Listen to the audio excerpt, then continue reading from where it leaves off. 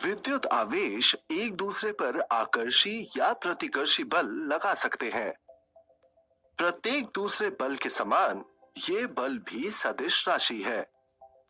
आइए हम कूलोम के नियम का सदिश रूप व्युत्पन्न करना सीखें। दो विद्युत आवेशों के बीच विद्यमान बल का नियम निम्न के द्वारा किए गए प्रयोगों के परिणामों से स्थापित किया गया था। हेनरी केवेंडिश द्वारा 1772 में और चार्ल्स ऑगस्टीन दे कूलोम द्वारा 1785 में। इस नियम को कूलोम के नियम के रूप में जाना जाता है। इसे निम्न प्रकार दिया जाता है कि दो बिंदु आवेशों Q1 और Q2 के बीच विद्यमान पारस्परिक बल इन आवेशों के गुणनफल Q1 Q2 के समानुपाती होता है और उनके बीच की दूरी r के वर्ग के व्युक्त क्रमानुपाती होता है। माना Q1 और Q2 समान आवेश हैं। उनके बीच पारस्परिक प्रतिकर्षण बल विद्यमान है।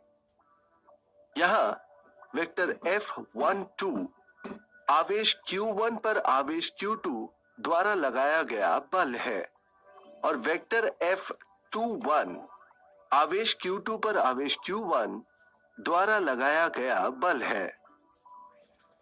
ध्यान दें कि इकाई सदिश r12 इन बलों को सदिश रूप से निरूपित करने के लिए Q1 से Q2 की दिशा में दोनों आवेशों को मिलाने वाली रेखा पर है।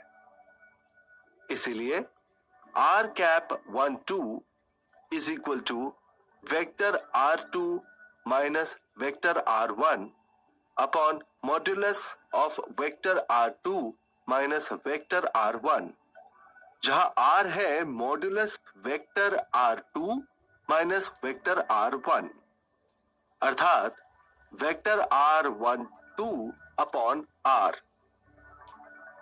अब हम इन बलों को सदिश रूपों में लिख सकते हैं। Q2 पर Q1 के कारण बल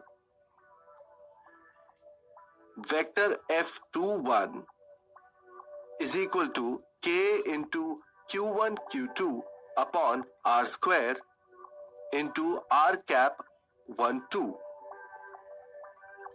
Q1 पर Q2 के कारण बल vector F12 is equal to minus K into Q1 Q2 upon R square into R cap 12। इसीलिए vector F21 is equal to minus vector F12। यह K अनुपातिकता स्थिरांक है।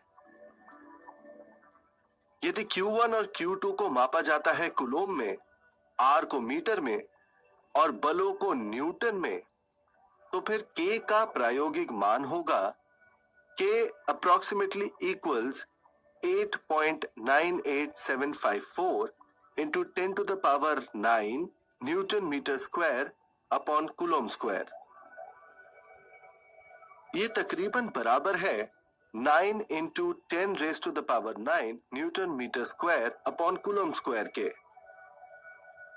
K को निम्न प्रकार व्यक्त किया जाता है K is equal to 1 upon 4 pi epsilon 0, जहां एप्सिलॉन 0 निर्वात का परावैद्युतांक है।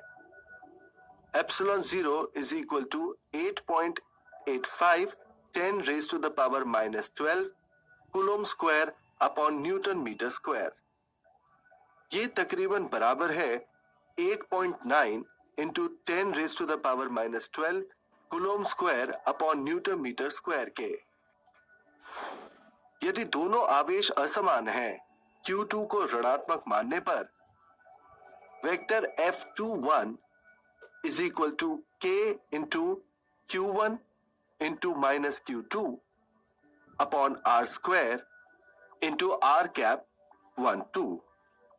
इसलिए vector F21 is equal to minus K into Q1 Q2 upon R square into R cap 12 और vector F12 is equal to minus K into Q1 into minus Q2 upon R square into R cap 12।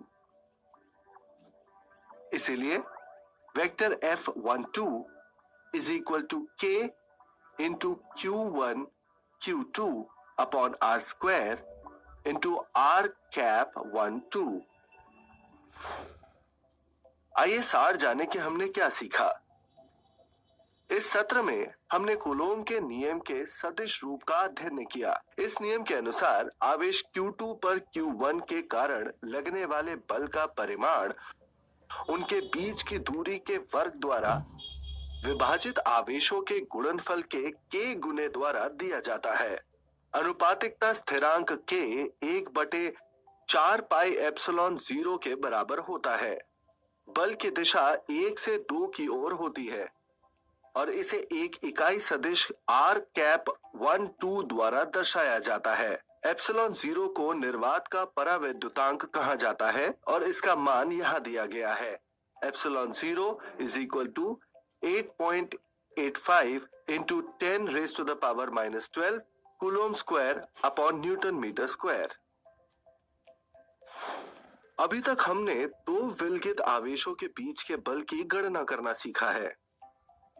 हम आवेशों के एक निकाय के बीच बल की गणना कैसे करेंगे, जानने के लिए बने रहें।